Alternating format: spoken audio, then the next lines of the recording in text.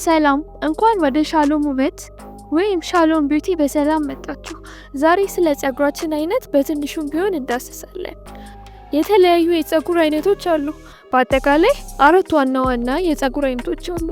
እያንዳንዳቸው ደግሞ የራሳቸው የሆነ ንዑስ ክፍሎች አሏቸው። የመጀመሪያው ቀጥ ያለ ጸጉር ወይም ስትሬት ሄር ስንለው ይህ አይነት ጸጉር ብዙውን ጊዜ ለስላሳ የሚያብረቀርቅና ቅባት የማምረት ዝንባሌ ያለው የጸጉር አይነት ነው። ሁለተኛው የጸጉር አይነት ዌቪ ሄር እንለዋለን። ዌቪ ሄር በኤስ ቅርጽ ይገለጻል። ሙሉ ለሙሉ ቀጥም ጥቅልልም አይደለም። ከቀጥ ያለ ጸጉር ይበልጥ ደረቅ ሲሆን ከጥቅልል ጸጉር ደግሞ ያነሰ ደረቅ ነው። ሶስተኛው ደግሞ ጥቅልል ጸጉር ወይም ክሩሊ ሄር ሲባል ይህ አይነት ጸጉር የተጠማዘዘ ሲሆን ክብ ቅርጽ አለው። ብዙውን ጊዜ ደረቅ የመሆን ዝንባሌ ስላለው ብዙ እርጥበት ያስፈልገዋል። አራተኛው የጸጉር አይነት ደግሞ ኮይሊ ሄር እንለዋለን።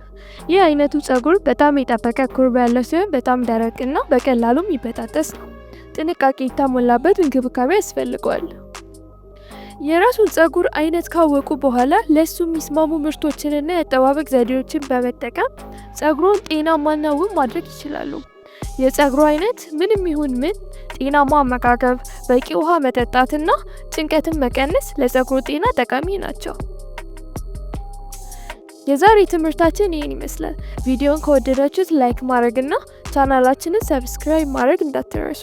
አስተያየቶቻችሁን ከስር ባለው ኮሜንት ቦታ አስቀምጡልኝ። በሚቀጥለው ቪዲዮ እስከምንገናኝ ጤና ይስጥልኝ።